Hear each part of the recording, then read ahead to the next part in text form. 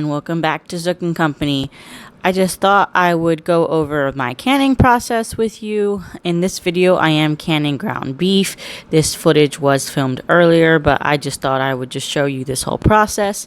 So I am canning ground beef in this video, as mentioned. I usually wait for ground beef to go on sale, and I just like having it on hand because it's quick and easy to grab for an easy supper if you need it, and it's just nice and convenient. And I do really like canning, so I'm just going to go over my whole little process here with you.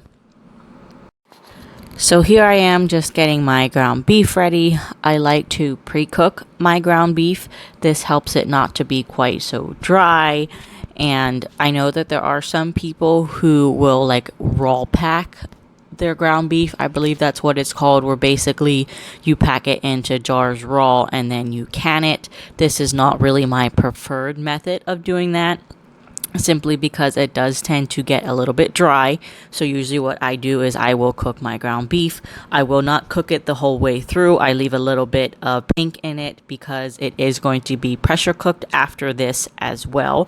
And then usually what I do next is I will fill up my jars with my ground beef. I do fill it up, I think it's to an inch from the top, leaving like a 1-inch headspace. And then I make a beef broth, and you can use whatever for that. I use like some bouillon and some water for this, and then I fill up the jars with some beef broth as well after I put the ground beef in, just because it helps keep everything moist. Like I said, there's some people who don't do that. They just let the fat from the beef itself do that. And then what I'm doing here is I clean off my jars with a wet rag, like the rim of it, just to help the seal get good. And then I'm missing some of the process here, but basically I put it in my pressure canner and I pressure can it. I need to double check on the times. I believe it's like 90 minutes.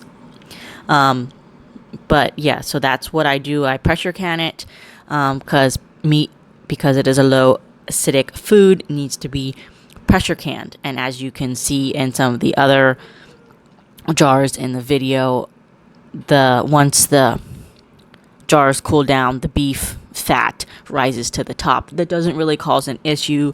Usually, like when I use it later, it just helps keep everything nice and moist. And that's just kind of the basic process of canning for me.